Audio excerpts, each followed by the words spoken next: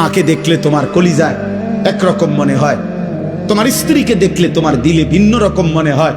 এই ভিন্ন রকম অনুভূতি তা আমি দিছি। আমি যদি এক করে দিতাম, দনোজনটা যদি মা মনে হইতো,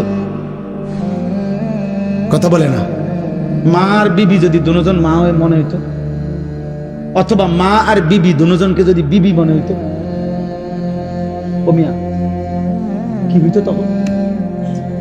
এই সংসার চলতো, এই দুনিয়া চলতো যে মাকে মনে যা মনে হয় তা স্ত্রীকে তাই মনে হয়, অথবা স্ত্রীকে যা মনে হয় মাকেও তাই মনে হয়। তাহলে আল্লাহ তাআলা বলেন, বান্দা প্রতি মিনিট, প্রতি সেকেন্ড সেকেন্ড আমি তোমার জিন্দেগির প্রতি অবস্থার এই পরিবর্তন, এই কায়নাতের এই বর্ণাঢ্য আয়োজন, এ তো আমার দেওয়া। তা আমি তো বাদ দিতে বলি নাই, আমি তো বিয়ে করতে নিষেধ করি নাই, আমি আল্লাহ তো উপার্জন করতে নিষেধ করি নাই, আমি তো খাবার খাইতে নিষেধ করি নাই, আমি পেশাব করতে নিষেধ করি নাই, আমি পানি পান করতে নিষেধ করি নাই, আমি স্বামী স্ত্রী মিলিত হইতে নিষেধ করি নাই, কোলের বাচ্চা আদর করতে তো আমি নিষেধ করি নাই।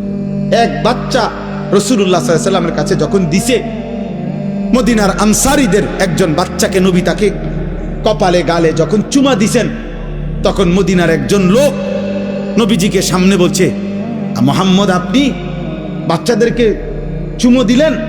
বলছে কেন, অসুবিধা? অসুবিধা কি? বাচ্চাদেরকে চুমু দিতে হয়, আদর করে এভাবে। আমি তো জীবনে আমাদের বংশে কোনদিন এটা দেখি নাই আমরা। তখন আল্লাহ নবী বলছেন, আল্লাহ যদি কারো দিল থেকে মায়া ভালোবাসা ছিনায় নেয়, তা আমি কি করব? আমি কি করবো বেটা? আল্লাহ যদি তোর দিলে ভালোবাসা না দেয় সন্তানের প্রতি, তো এটা আমার কি করার আছে? তার মানে এই ভালোবাসা, এই আদর, এই আপ্যায়ন, এই আয়োজন সবই তো আল্লাহর দেওয়া। তা আল্লাহ তো আমাদেরকে এগুলো ভোগ করতেই দিয়েছেন, আমাদেরকে ব্যবহার করতেই দিয়েছেন।